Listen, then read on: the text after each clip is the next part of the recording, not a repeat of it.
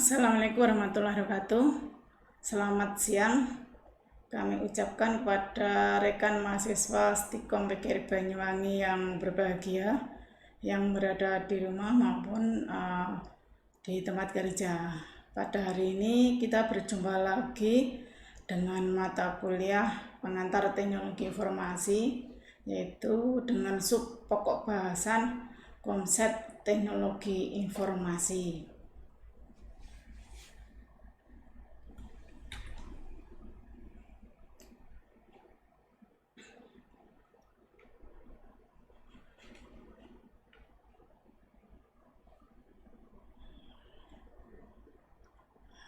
Pertama di sini Ibu akan menjelaskan tentang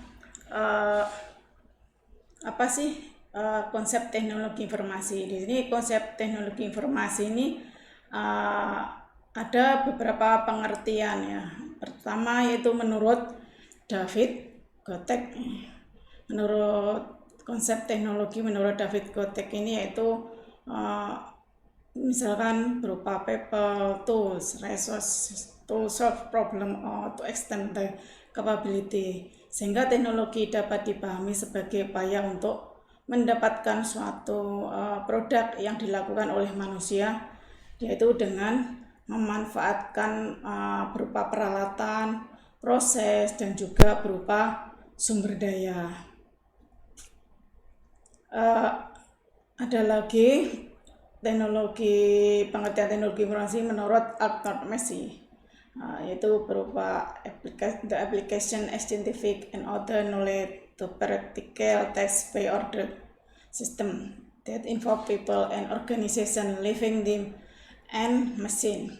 Dari definisi ini jelas bahwa teknologi ini tetap terkait pada pihak-pihak yang terlibat dalam perencanaannya. Karena itulah teknologi ini tidak bebas organisasi, tidak bebas budaya dan sosial, maupun ekonomi dan juga politik. Selanjutnya pengertian teknologi menurut Ries van Wyk. Jadi di sini pengertian teknologi menurut Ries van Wyk yaitu berupa seperangkat sarana yang diciptakan oleh orang untuk memudahkan usaha manusia. Sedangkan teknologi menurut Plan ini dimaksudkan di sini teknologi itu dapat berupa alat, perangkat, program atau sistem yang bila diterapkan pada lingkungan pendidikan akan meningkatkan suatu produktivitas dan juga kreativitas, atau juga untuk pencapaian mahasiswa, juga berupa fakultas dan staf, dan akan mempersiapkan mereka untuk peran baru dalam pembelajaran kehidupan dan juga kerja. Selanjutnya yaitu pengertian informasi. Di sini pengertian informasi itu misalkan termasuk hasil dari pemrosesan, bisa berupa manipulasi dan penorganisasian atau juga penataan dari sekelompok data yang mempunyai nilai pengetahuan bagi penggunanya. Sedangkan pengertian data itu berupa kumpulan kejadian yang bersumber dari suatu fakta yang berupa angka-angka atau juga bisa berupa huruf atau juga simbol-simbol khusus atau mungkin gabungan dari keduanya, dari angka, huruf atau simbol-simbol itu yang dimaksud dengan data. Selanjutnya yaitu pengertian teknologi informasi menurut Sin. Di sini yaitu mengacu pada berbagai macam hal yang digunakan dalam misalkan untuk membuat, menyimpan, menyebarkan data atau juga informasi. Sedangkan pengertian teknologi informasi menurut Kamus Oxford itu berupa studi atau peralatan elektronika. Jadi terutama contohnya komputer. Jadi di sini untuk menyimpan, menganalisa, dan mendistribusikan informasi apa saja. Jadi termasuk kata-kata atau juga bisa berupa bilangan atau bisa juga berupa gambar. Itu menurut Kamus of Word. Selanjutnya yaitu teknologi informasi menurut Hack and Kin. Di sini berupa seperangkat alat yang membantu Anda bekerja dengan informasi dan melaksanakan tugas-tugas yang berhubungan dengan pemrosesan informasi. Pengertian teknologi informasi selanjutnya yaitu menurut Martin.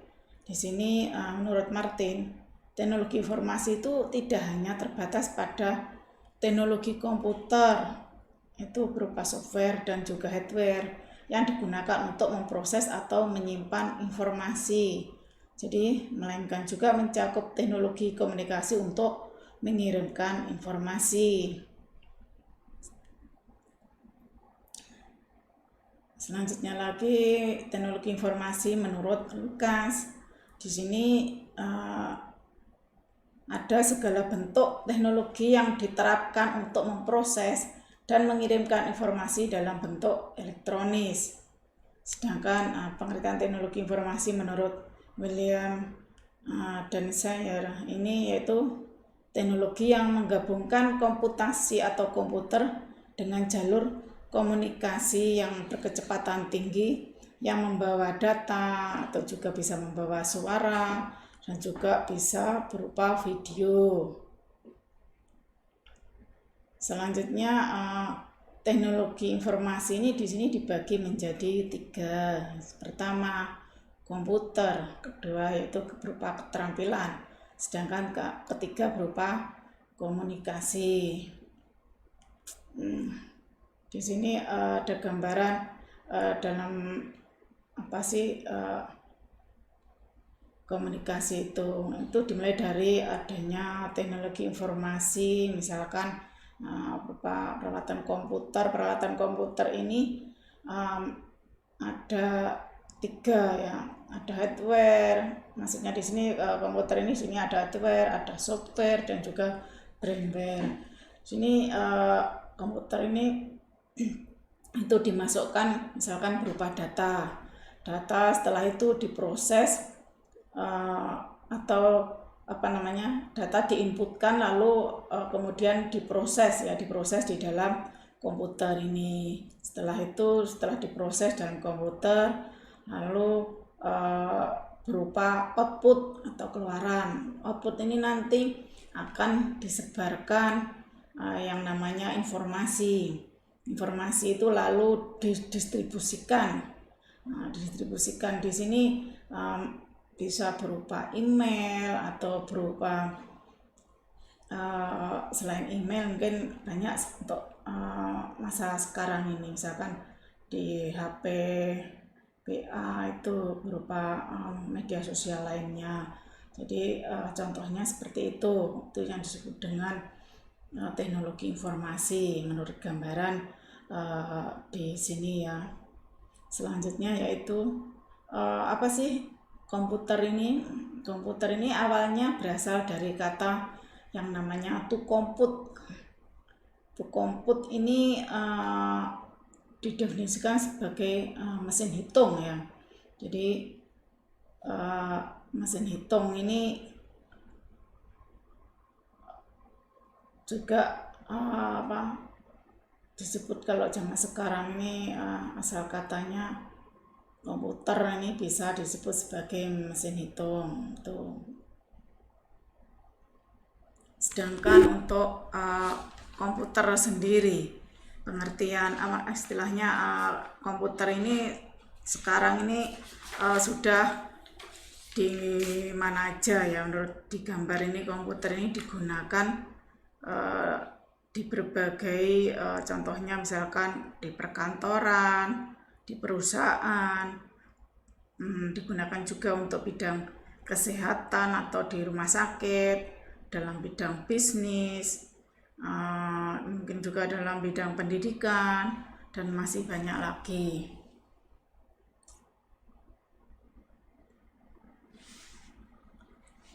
Fungsi teknologi informasi, menurut gambaran ini ada 3,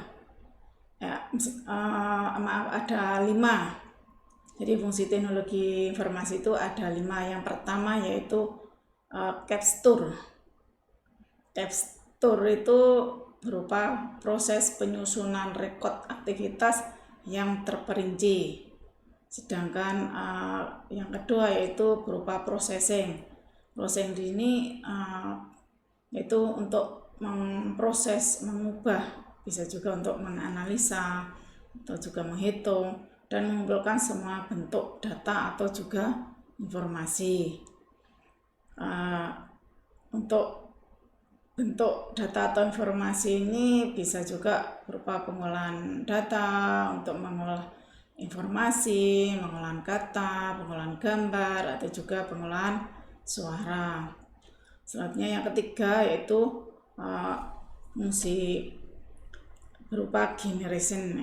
Ini termasuk proses yang mengorganisir informasi ke dalam bentuk yang bermanfaat, apakah sebagai angka-angka, teks, bunyi, atau juga bisa berupa gambar visual. Selanjutnya yaitu ada berupa store atau retrieval. Di sini ada store ini yaitu proses komputer penguat informasi untuk penggunaan masa depan. Sedangkan retrieval ini adalah suatu proses di mana penempatan komputer dan menyimpan salinan data atau bisa juga berupa informasi, yaitu untuk pengolahan yang lebih lanjut atau juga untuk ditransmisikan ke pengguna yang lain. Yang terakhir yaitu berupa transmission.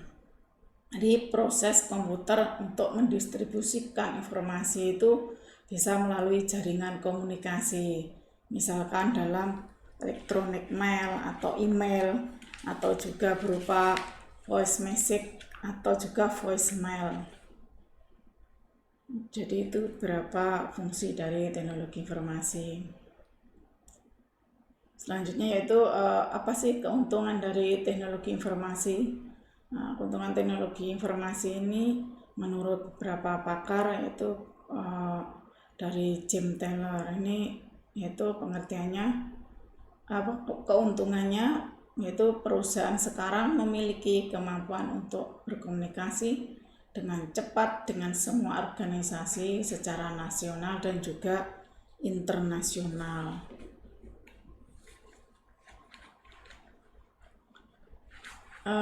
Dilihat dari perkembangan teknologi informasi, ini ada 4. Pertama yaitu era komputerisasi. Era komputerisasi ini dimulai tahun 1960-an. Jadi waktu itu masih berupa mini komputer dan juga berupa mainframe. Jadi waktu itu diperkenalkan oleh perusahaan IBM namanya. Selain itu, era komputerisasi itu untuk meningkatkan efisiensi, yaitu digunakan hanya untuk pengolahan data dan juga untuk menyelesaikan masalah teknis seperti contohnya untuk simulasi perhitungan. Selain itu juga perusahaan besar itu menggunakan infrastruktur, yaitu listrik dan telekomunikasi, bisa juga digunakan untuk pertambangan, yaitu digunakan untuk administrasi. Contohnya misalkan digunakan untuk akuntansi dan juga untuk bidang keuangan. Dalam era komputerisasi itu komputer hanya digunakan oleh divisi EDP atau kebanyakan dari Electronic Data Processing. Selanjutnya yang kedua yaitu di era teknologi informasi. Ini mulai awal tahun 1970-an. Jadi era teknologi informasi ini sudah muncul berupa personal komputer atau disebut dengan komputer PC. Jadi sebagai alternatif pengganti dari mini komputer. Jadi era teknologi informasi ini komputer sudah efisien ya, dan proses kerjanya juga menjadi lebih efektif, dan juga bisa digunakan oleh setiap individu atau digunakan di organisasi, yaitu digunakan untuk misalkan untuk mengolah basis data, spreadsheet, dan juga data processing.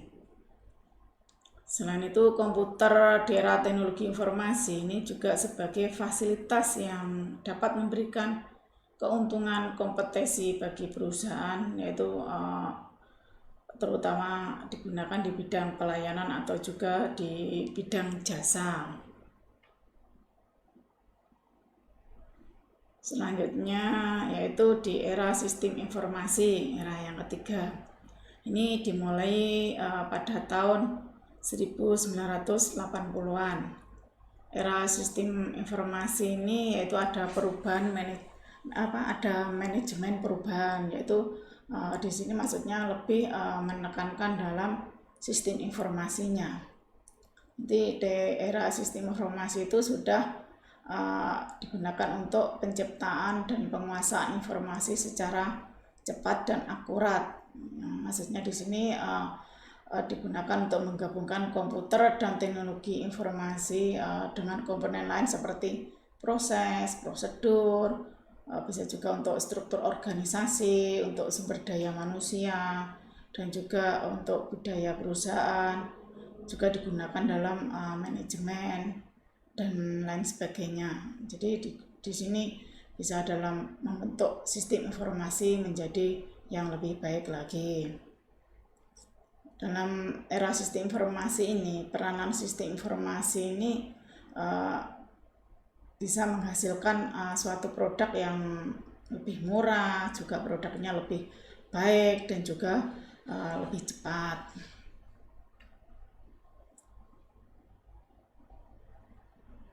Yang keempat, ini dalam era globalisasi informasi. Ini dimulai awal tahun 1990-an. Jadi pada awal tahun 1990-an itu sudah hilangnya garis antar negara dalam hal di sini yaitu mengalirnya informasi karena efek dari globalisasi informasi. Penerapan teknologi informasi contohnya sudah muncul jaringan LAN, jaringan MAN, ada jaringan WAN, juga ada muncul global net, internet, intranet, dan extranet. Jadi era globalisasi informasi ini sudah digunakan untuk transaksi perdagangan dapat dengan mudah dilakukan, yaitu sudah dinamakan dengan cyberspace, yaitu melalui transaksi elektronik dengan pembayaran secara menggunakan elektronik juga.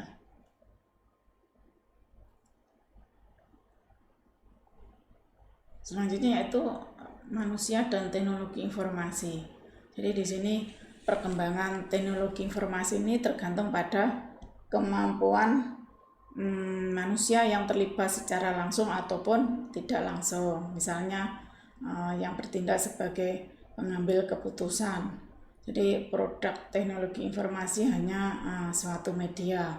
Jadi di sini penggunaan dan bagaimana penggunaannya tergantung sekali pada manusia yang memakainya.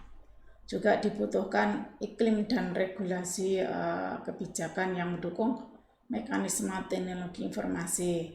Jadi ini di sini terutama dibutuhkan misalkan di negara berkembang, contohnya negara Indonesia ini, yaitu kualitas dan kemampuan atau juga kompetensi yang tinggi dari penggunanya diperlukan, yaitu baik bagi pengguna yang misalkan berlatar belakang pendidikan itu sesuai dengan ataupun mungkin ada tambahan pengetahuan yang bersifat praktis, misalkan melalui adanya pelatihan-pelatihan.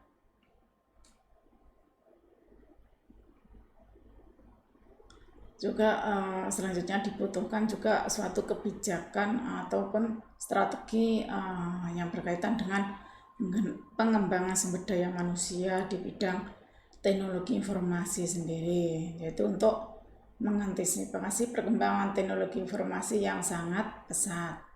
Juga dibutuhkan suatu manajemen yang baik untuk mengelola implementasi dari teknologi informasi itu. Di sini juga mungkin ada kelancaran implementasi dari TI sendiri. Jadi mungkin selain tergantung pada strata pendidikan, itu juga di sini ada practical training yang intinya bersifat pengetahuan teknis. Juga bergantung pada pengetahuan mengenai misalkan privasi, etik, komputer, crime, dan juga yang lainnya.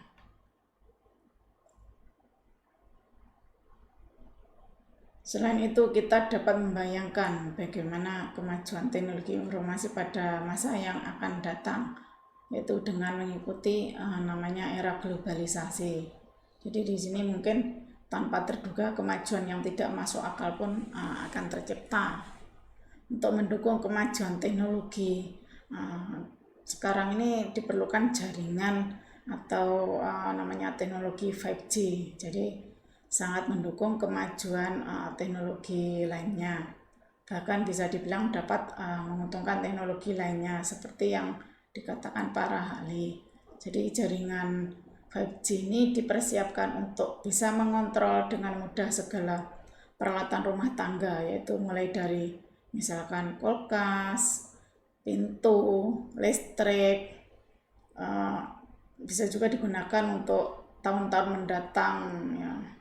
Jadi sudah sangat maju sekali dan juga masih banyak lagi contohnya. Sampai di sini dulu pertemuan pertama kita kali ini. Terima kasih atas perhatiannya. Sampai jumpa di lain waktu. Jangan lupa like dan subscribe di channel YouTube Stikon Banyuwangi. Wassalamualaikum warahmatullahi wabarakatuh.